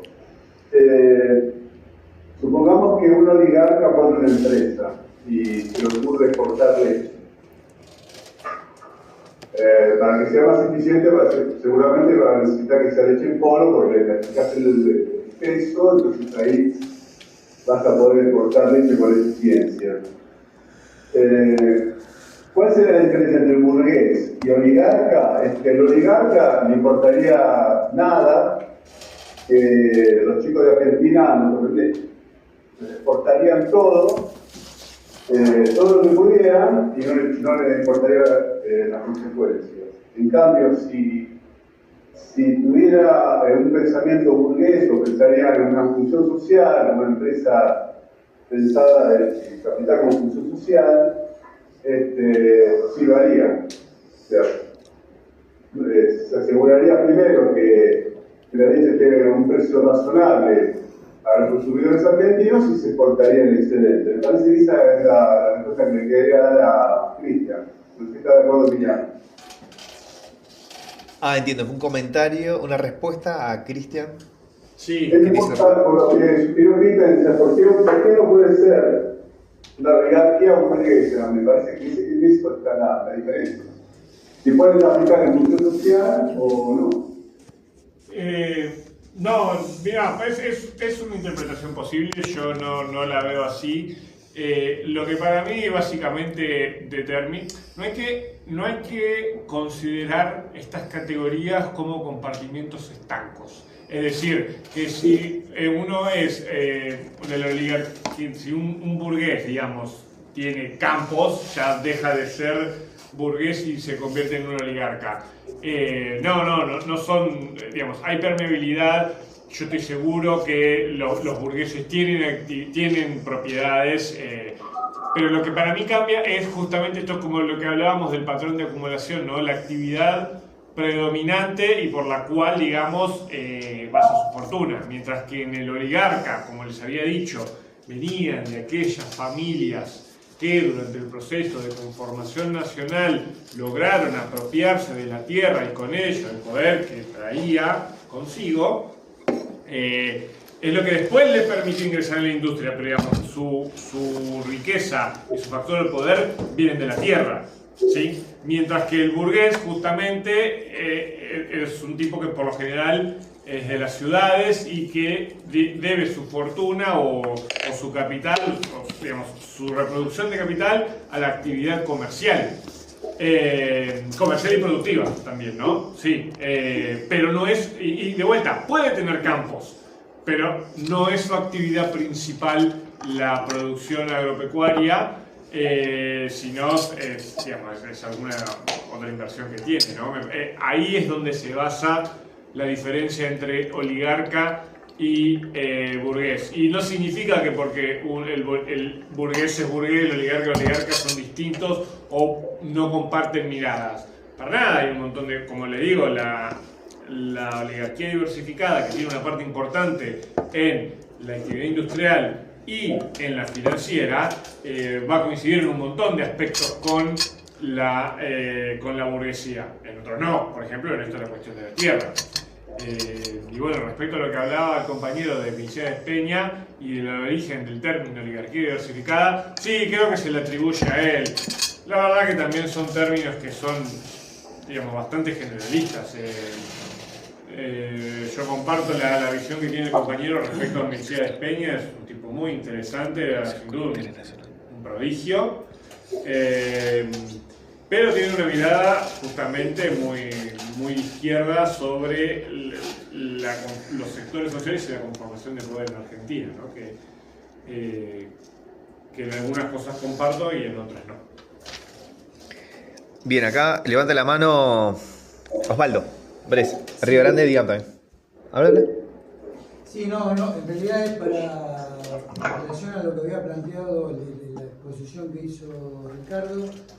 No tengo una pregunta específica porque es como un larguísimo recorrido desde el origen del hombre hasta el presente y plantea como escenarios diversos que va desde analizar la economía como objeto de estudio y al hombre como objeto y sujeto de estudio.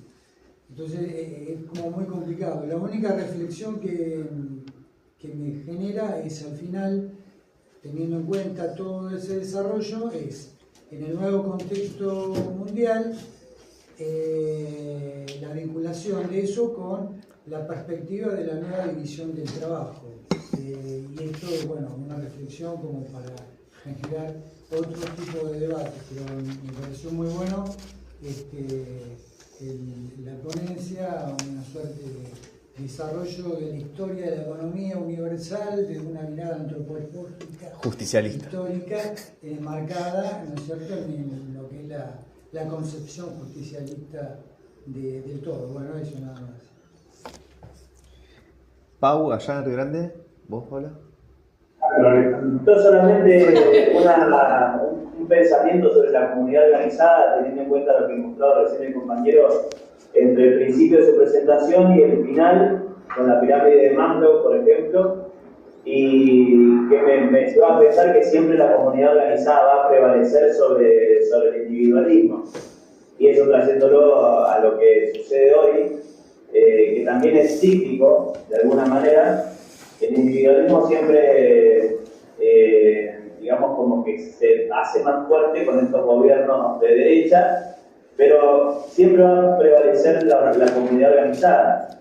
Si Perón lo descubrió en vez de inventarlo, bueno, ha sido más virtuoso que los demás para verlo así.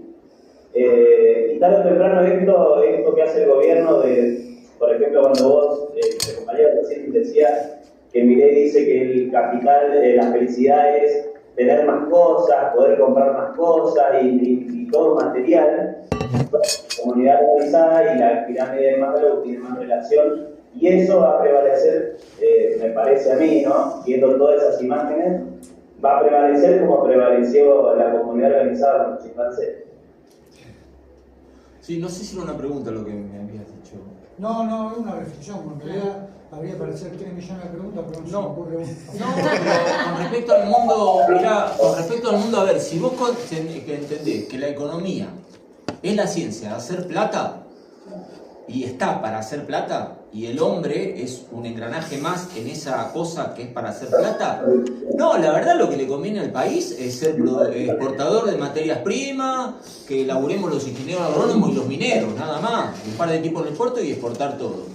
Le da laburo a 10 millones, 15 millones de personas. ¿Qué hacemos con los otros? Bueno, no somos una fábrica de colchones que cambia a importadora de colchones, entonces tengo un esquema económico que funciona bien con 40, pero cuando me cambia la cosa, me funciona bien la importadora y saco 40 tipos y los tiro, bueno, de pago indemnización. En un país no podés pagar la indemnización. Entonces, la economía buena para el país es la que da trabajo para todos. Y ojo que los capitalistas le daban trabajo para todos en Inglaterra, el problema es que no lo pagaban. Entonces, la economía justicialista, la que da trabajo para todos, para dar trabajo para todos tenés que industrializarte, no porque el negocio sea mejor ni peor, a mí me gusta regular más en el campo, pero digamos, da trabajo para todos, ¿por qué? Tenés que industrializarte, ¿por qué? Porque si no, hoy, antes la actividad agropecuaria le daba trabajo a mucha gente porque una familia podía arar 100 hectáreas nada más. Hoy un tractor te ara y te produce alimento, entonces necesitas industria, lo que decía él. Entonces, pero además de dar trabajo, ese trabajo tiene que servir para cubrir las necesidades de la población. ¿Qué quiso hacer la oligarquía financiera internacional, además de quedarse con todos los factores económicos? Quiso armar un Estados Unidos que sea el cuartel general, China que sea el taller con mano de obra barata, Europa que sea un museo, Rusia la querían balcanizar como balcanizaron al Imperio Español, porque la balcanización del Imperio Español vino con las independencias, no fueron por las independencias. Se quería armar algo aparte, pero no dejaron y después quedó todo. Quisieron hacer eso con Rusia, no les salió. Quisieron transformar a China solamente en un taller con mano de obra barata, no les salió. Están haciendo chips. Quisieron balcanizar Rusia, no les salió, y lo que sí les salió es transformar a Europa en un museo.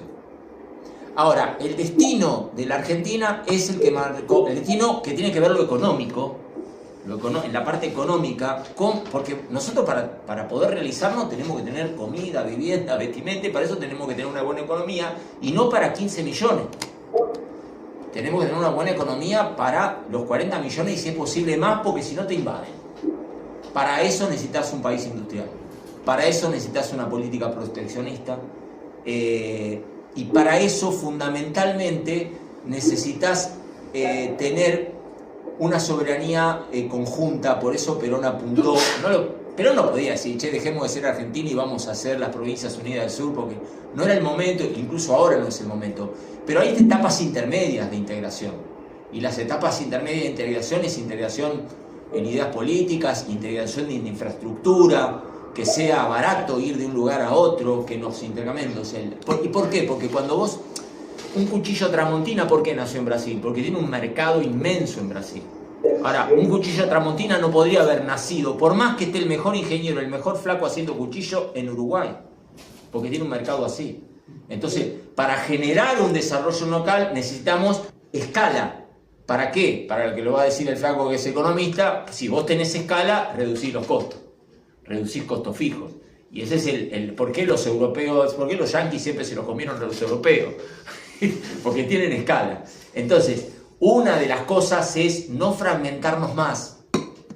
Yo creo que hacia las comunidades originarias hay que mejorarle toda su situación ambiental y su deuda que por ahí tienen de haber sido sometidos. Pero ¿cómo lo hacen? Aprendamos alguna cosa buena de los ingleses. Con los escoceses estuvieron siempre en guerra y ahora el batallón de Hitler. Yo creo que tendría que haber batallones de la Argentina llamados mapuches, esto, el otro. Tendría que haber cosas que nos unan. Y no en la facultad y en la cultura dividir. Porque eso tiene que ver con la economía. El día de mañana te dividen en un territorio, quedamos más fragmentados. Y Perón lo que quería era avanzar en una integración regional, volver otra vez a las Provincias Unidas. El gran golazo sería unirnos con Bolivia. Tienen una población que es una potencia terrible. Ahora, ¿cómo te lo ven liberal? Ah, pero los bolivianos son pobres. No. ¿Cómo veían los liberales el territorio antes? Les sobraba territorio porque veían plata nada más. Si vos ves plata nada más, en esa época mirabas la Patagonia y Sarmiento se la quería sacar de encima, Sarmiento y sus compinches, porque miraban plata, era la economía del liberal que mira plata. Claro, todavía no había aparecido el petróleo, no había aparecido el gas, no había aparecido la pesca de altura, no había aparecido la proyección antártica.